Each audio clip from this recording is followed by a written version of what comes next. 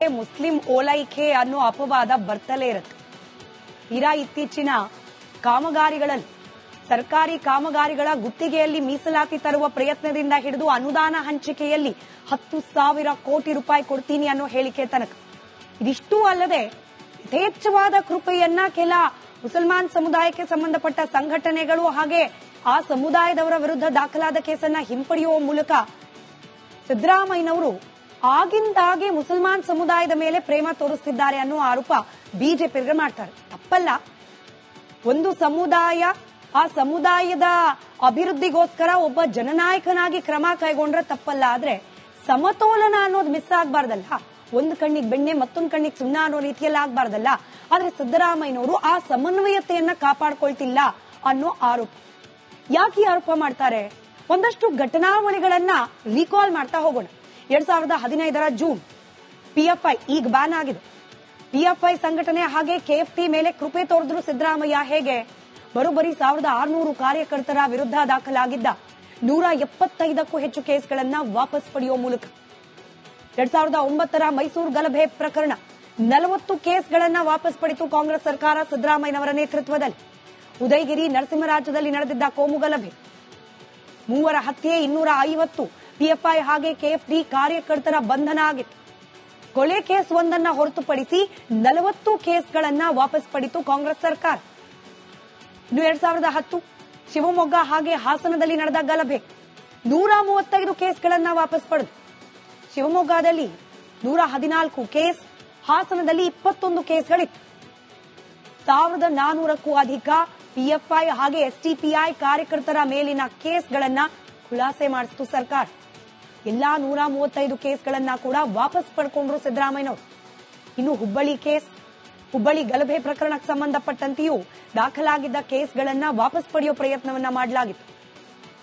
ಅವರ ಆ ಪ್ರಕರಣದಲ್ಲಿದ್ದ ಆರೋಪಿಗಳ ಮೇಲೂ ಕೂಡ ಸಿದ್ದರಾಮಯ್ಯನವರು ಕೃಪೆ ತೋರ್ಲಿಕ್ಕೆ ಮುಂದಾಗಿದ್ರು. ಆದ್ರೆ ಇದೀಗ ಹೈಕೋರ್ಟ್ ಇದಕ್ಕೆ ತದ್ವಿರುದ್ಧವಾಗಿ ತೀರ್ಪು ನೀಡುವ ಮೂಲಕ ಸಿದ್ದರಾಮಯ್ಯನವರ ಆ ನಿರ್ಧಾರಕ್ಕೆ ವಿರುದ್ಧವಾದ ತೀರ್ಪು ಹೊರಬಿದ್ದಿದೆ.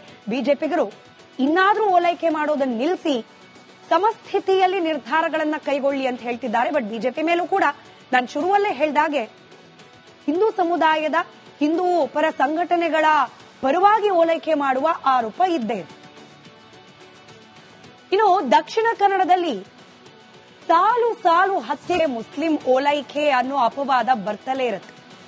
ತೀರಾ ಇತ್ತೀಚಿನ ಕಾಮಗಾರಿಗಳಲ್ಲಿ ಸರ್ಕಾರಿ ಕಾಮಗಾರಿಗಳ ಗುತ್ತಿಗೆಯಲ್ಲಿ ಮೀಸಲಾತಿ ತರುವ ಪ್ರಯತ್ನದಿಂದ ಹಿಡಿದು ಅನುದಾನ ಹಂಚಿಕೆಯಲ್ಲಿ 10,000 ಕೋಟಿ ರೂಪಾಯಿ ಕೊಡ್ತೀನಿ ಅನ್ನೋ ಹೇಳಿಕೆ ತನಕ. ಇದಿಷ್ಟೂ ಅಲ್ಲದೆ ಯಥೇಚ್ಛವಾದ ಕೃಪೆಯನ್ನ ಕೆಲ ಮುಸಲ್ಮಾನ್ ಸಮುದಾಯಕ್ಕೆ ಸಂಬಂಧಪಟ್ಟ ಸಂಘಟನೆಗಳು ಹಾಗೆ ಆ ಸಮುದಾಯದವರ ವಿರುದ್ಧ ದಾಖಲಾದ ಕೇಸನ್ನ ಹಿಂಪಡೆಯುವ ಮೂಲಕ ಸಿದ್ದರಾಮಯ್ಯನವರು ಆಗಿಂದಾಗೆ ಮುಸಲ್ಮಾನ್ ಸಮುದಾಯದ ಮೇಲೆ ಪ್ರೇಮ ತೋರಿಸುತ್ತಿದ್ದಾರೆ ಅನ್ನೋ ಆರೋಪ ಬಿಜೆಪಿಗರು ಮಾಡ್ತಾರೆ. ತಪ್ಪಲ್ಲ. ಒಂದು ಸಮುದಾಯ ಆ ಸಮುದಾಯದ ಅಭಿವೃದ್ಧಿಗೋಸ್ಕರ ಒಬ್ಬ ಜನನಾಯಕನಾಗಿ ಕ್ರಮ ಕೈಗೊಂಡ್ರೆ ತಪ್ಪಲ್ಲ. ಆದ್ರೆ ಸಮತೋಲನ ಅನ್ನೋದು ಮಿಸ್ ಆಗ್ಬಾರ್ದಲ್ಲ. ಒಂದು ಕಣ್ಣಿಗೆ ಬೆಣ್ಣೆ ಮತ್ತೊಂದು ಕಣ್ಣಿಗೆ ಸುಣ್ಣ ಅನ್ನೋ ರೀತಿಯಲ್ಲಿ ಆಗ್ಬಾರ್ದಲ್ಲ. ಆದ್ರೆ ಸಿದ್ದರಾಮಯ್ಯನವರು ಆ ಸಮನ್ವಯತೆಯನ್ನ ಕಾಪಾಡ್ಕೊಳ್ತಿಲ್ಲ ಅನ್ನೋ ಆರೋಪ. ಯಾಕೆ ಆರೋಪ ಮಾಡ್ತಾರೆ? ಒಂದಷ್ಟು ಘಟನಾವಳಿಗಳನ್ನ ರೀಕಾಲ್ ಮಾಡ್ತಾ ಹೋಗೋಣ. 2015ರ ಜೂನ್ ಪಿಎಫ್ಐ ಈಗ ಬ್ಯಾನ್ ಆಗಿದೆ. ಪಿಎಫ್ಐ ಸಂಘಟನೆ ಹಾಗೆ ಕೆಎಫ್ಟಿ ಮೇಲೆ ಕೃಪೆ ತೋರಿದ್ರು ಸಿದ್ದರಾಮಯ್ಯ. ಹೇಗೆ? ಬರೋಬ್ಬರಿ 1600 ಕಾರ್ಯಕರ್ತರ ವಿರುದ್ಧ ದಾಖಲಾಗಿದ್ದ 175ಕ್ಕೂ ಹೆಚ್ಚು ಕೇಸ್ಗಳನ್ನ ವಾಪಸ್ ಪಡೆಯುವ ಮೂಲಕ 2009ರ ಮೈಸೂರು ಗಲಭೆ ಪ್ರಕರಣ 40 ಕೇಸ್ಗಳನ್ನ ವಾಪಸ್ ಪಡೆಯಿತು ಕಾಂಗ್ರೆಸ್ ಸರ್ಕಾರ ಸಿದ್ದರಾಮಯ್ಯನವರ ನೇತೃತ್ವದಲ್ಲಿ. ಉದಯಗಿರಿ ನರಸಿಂಹರಾಜ್ಯದಲ್ಲಿ ನಡೆದಿದ್ದ ಕೋಮು ಗಲಭೆ, 3 ಹತ್ಯೆ, 250 ಪಿಎಫ್ಐ ಹಾಗೆ ಕೆಎಫ್ಡಿ ಕಾರ್ಯಕರ್ತರ ಬಂಧನ ಆಗಿತ್ತು. ಕೊಲೆ ಕೇಸ್ ಒಂದನ್ನ ಹೊರತುಪಡಿಸಿ 40 ಕೇಸ್ಗಳನ್ನ ವಾಪಸ್ ಪಡೆಯಿತು ಕಾಂಗ್ರೆಸ್ ಸರ್ಕಾರ. ಇನ್ನು 2010 ಶಿವಮೊಗ್ಗ ಹಾಗೆ ಹಾಸನದಲ್ಲಿ ನಡೆದ ಗಲಭೆ 135 ಕೇಸ್ಗಳನ್ನ ವಾಪಸ್ ಪಡೆದು ಶಿವಮೊಗ್ಗದಲ್ಲಿ 114 ಕೇಸ್, ಹಾಸನದಲ್ಲಿ 21 ಕೇಸ್ಗಳಿತ್ತು. 1400ಕ್ಕೂ ಅಧಿಕ ಪಿಎಫ್ಐ ಹಾಗೆ ಎಸ್ಟಿಪಿಐ ಕಾರ್ಯಕರ್ತರ ಮೇಲಿನ ಕೇಸ್ಗಳನ್ನ ಖುಲಾಸೆ ಮಾಡಿಸಿತು ಸರ್ಕಾರ. ಎಲ್ಲಾ 135 ಕೇಸ್ಗಳನ್ನ ಕೂಡ ವಾಪಸ್ ಪಡ್ಕೊಂಡ್ರು ಸಿದ್ದರಾಮಯ್ಯನವರು. ಇನ್ನು ಹುಬ್ಬಳ್ಳಿ ಗಲಭೆ ಪ್ರಕರಣಕ್ಕೆ ಸಂಬಂಧಪಟ್ಟಂತೆಯೂ ದಾಖಲಾಗಿದ್ದ ಕೇಸ್ಗಳನ್ನ ವಾಪಸ್ ಪಡೆಯುವ ಪ್ರಯತ್ನವನ್ನ ಮಾಡಲಾಗಿತ್ತು. ಅವರ ಆ ಪ್ರಕರಣದಲ್ಲಿದ್ದ ಆರೋಪಿಗಳ ಮೇಲೂ ಕೂಡ ಸಿದ್ದರಾಮಯ್ಯನವರು ಕೃಪೆ ತೋರ್ಲಿಕ್ಕೆ ಮುಂದಾಗಿದ್ರು. ಆದ್ರೆ ಇದೀಗ ಹೈಕೋರ್ಟ್ ಇದಕ್ಕೆ ತದ್ವಿರುದ್ಧವಾಗಿ ತೀರ್ಪು ನೀಡುವ ಮೂಲಕ ಸಿದ್ದರಾಮಯ್ಯನವರ ಆ ನಿರ್ಧಾರಕ್ಕೆ ವಿರುದ್ಧವಾದ ತೀರ್ಪು ಹೊರಬಿದ್ದಿದೆ. ಬಿಜೆಪಿಗರು ಇನ್ನಾದ್ರೂ ಓಲೈಕೆ ಮಾಡೋದನ್ನು ನಿಲ್ಲಿಸಿ ಸಮಸ್ಥಿತಿಯಲ್ಲಿ ನಿರ್ಧಾರಗಳನ್ನ ಕೈಗೊಳ್ಳಿ ಅಂತ ಹೇಳ್ತಿದ್ದಾರೆ. ಬಟ್ ಬಿಜೆಪಿ ಮೇಲೂ ಕೂಡ ನಾನು ಶುರುವಲ್ಲೇ ಹೇಳ್ದಾಗೆ ಹಿಂದೂ ಸಮುದಾಯದ ಹಿಂದೂ ಪರ ಸಂಘಟನೆಗಳ ಪರವಾಗಿ ಓಲೈಕೆ ಮಾಡುವ ಆರೋಪ ಇದ್ದೇ ಇದೆ. ಇನ್ನು ದಕ್ಷಿಣ ಕನ್ನಡದಲ್ಲಿ ಸಾಲು ಸಾಲು ಹತ್ಯೆ ಮುಸ್ಲಿಂ ಓಲೈಕೆ ಅನ್ನೋ ಅಪವಾದ ಬರ್ತಲೇ ಇರುತ್ತೆ.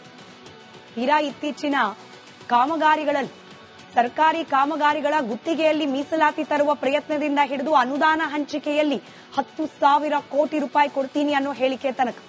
ಇದಿಷ್ಟೂ ಅಲ್ಲದೆ ಯಥೇಚ್ಛವಾದ ಕೃಪೆಯನ್ನ ಕೆಲ ಮುಸಲ್ಮಾನ್ ಸಮುದಾಯಕ್ಕೆ ಸಂಬಂಧಪಟ್ಟ ಸಂಘಟನೆಗಳು ಹಾಗೆ ಆ ಸಮುದಾಯದವರ ವಿರುದ್ಧ ದಾಖಲಾದ ಕೇಸನ್ನ ಹಿಂಪಡೆಯುವ ಮೂಲಕ ಸಿದ್ದರಾಮಯ್ಯನವರು ಆಗಿಂದಾಗೆ ಮುಸಲ್ಮಾನ್ ಸಮುದಾಯದ ಮೇಲೆ ಪ್ರೇಮ ತೋರಿಸುತ್ತಿದ್ದಾರೆ ಅನ್ನೋ ಆರೋಪ ಬಿಜೆಪಿಗರು ಮಾಡ್ತಾರೆ. ತಪ್ಪಲ್ಲ, ಒಂದು ಸಮುದಾಯ ಆ ಸಮುದಾಯದ ಅಭಿವೃದ್ಧಿಗೋಸ್ಕರ ಒಬ್ಬ ಜನನಾಯಕನಾಗಿ ಕ್ರಮ ಕೈಗೊಂಡ್ರೆ ತಪ್ಪಲ್ಲ. ಆದ್ರೆ ಸಮತೋಲನ ಅನ್ನೋದು ಮಿಸ್ ಆಗ್ಬಾರ್ದಲ್ಲ.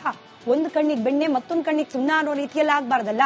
ಆದ್ರೆ ಸಿದ್ದರಾಮಯ್ಯನವರು ಆ ಸಮನ್ವಯತೆಯನ್ನ ಕಾಪಾಡ್ಕೊಳ್ತಿಲ್ಲ ಅನ್ನೋ ಆರೋಪ. ಯಾಕೆ ಆರೋಪ ಮಾಡ್ತಾರೆ? ಒಂದಷ್ಟು ಘಟನಾವಳಿಗಳನ್ನ ರೀಕಾಲ್ ಮಾಡ್ತಾ ಹೋಗೋಣ. 2015ರ ಜೂನ್ ಪಿಎಫ್ಐ ಈಗ ಬ್ಯಾನ್ ಆಗಿದೆ. ಪಿಎಫ್ಐ ಸಂಘಟನೆ ಹಾಗೆ ಕೆಎಫ್ಟಿ ಮೇಲೆ ಕೃಪೆ ತೋರಿದ್ರು ಸಿದ್ದರಾಮಯ್ಯ. ಹೇಗೆ? ಬರೋಬ್ಬರಿ 1600 ಕಾರ್ಯಕರ್ತರ ವಿರುದ್ಧ ದಾಖಲಾಗಿದ್ದ 175ಕ್ಕೂ ಹೆಚ್ಚು ಕೇಸ್ಗಳನ್ನ ವಾಪಸ್ ಪಡೆಯುವ ಮೂಲಕ 2009ರ ಮೈಸೂರು ಗಲಭೆ ಪ್ರಕರಣ 40 ಕೇಸ್ಗಳನ್ನ ವಾಪಸ್ ಪಡೆಯಿತು ಕಾಂಗ್ರೆಸ್ ಸರ್ಕಾರ ಸಿದ್ದರಾಮಯ್ಯನವರ ನೇತೃತ್ವದಲ್ಲಿ. ಉದಯಗಿರಿ ನರಸಿಂಹರಾಜ್ಯದಲ್ಲಿ ನಡೆದಿದ್ದ ಕೋಮು ಗಲಭೆ, 3 ಹತ್ಯೆ, 250 ಪಿಎಫ್ಐ ಹಾಗೆ ಕೆಎಫ್ಡಿ ಕಾರ್ಯಕರ್ತರ ಬಂಧನ ಆಗಿತ್ತು. ಕೊಲೆ ಕೇಸ್ ಒಂದನ್ನ ಹೊರತುಪಡಿಸಿ 40 ಕೇಸ್ಗಳನ್ನ ವಾಪಸ್ ಪಡೆಯಿತು ಕಾಂಗ್ರೆಸ್ ಸರ್ಕಾರ. ಇನ್ನು 2010 ಶಿವಮೊಗ್ಗ ಹಾಗೆ ಹಾಸನದಲ್ಲಿ ನಡೆದ ಗಲಭೆ 135 ಕೇಸ್ಗಳನ್ನ ವಾಪಸ್ ಪಡೆದು ಶಿವಮೊಗ್ಗದಲ್ಲಿ 114 ಕೇಸ್, ಹಾಸನದಲ್ಲಿ 21 ಕೇಸ್ಗಳಿತ್ತು.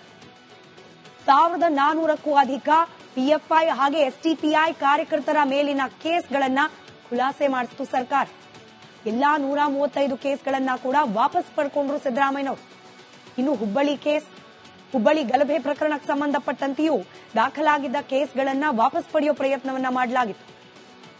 ಅವರ ಆ ಪ್ರಕರಣದಲ್ಲಿದ್ದ ಆರೋಪಿಗಳ ಮೇಲೂ ಕೂಡ ಸಿದ್ದರಾಮಯ್ಯನವರು ಕೃಪೆ ತೋರ್ಲಿಕ್ಕೆ ಮುಂದಾಗಿದ್ರು. ಆದ್ರೆ ಇದೀಗ ಹೈಕೋರ್ಟ್ ಇದಕ್ಕೆ ತದ್ವಿರುದ್ಧವಾಗಿ ತೀರ್ಪು ನೀಡುವ ಮೂಲಕ ಸಿದ್ದರಾಮಯ್ಯನವರ ಆ ನಿರ್ಧಾರಕ್ಕೆ ವಿರುದ್ಧವಾದ ತೀರ್ಪು ಹೊರಬಿದ್ದಿದೆ.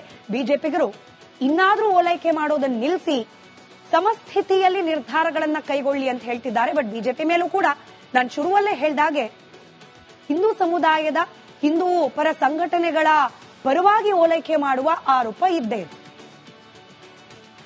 ಇನ್ನು ದಕ್ಷಿಣ ಕನ್ನಡದಲ್ಲಿ ಸಾಲು ಸಾಲು ಹತ್ಯೆ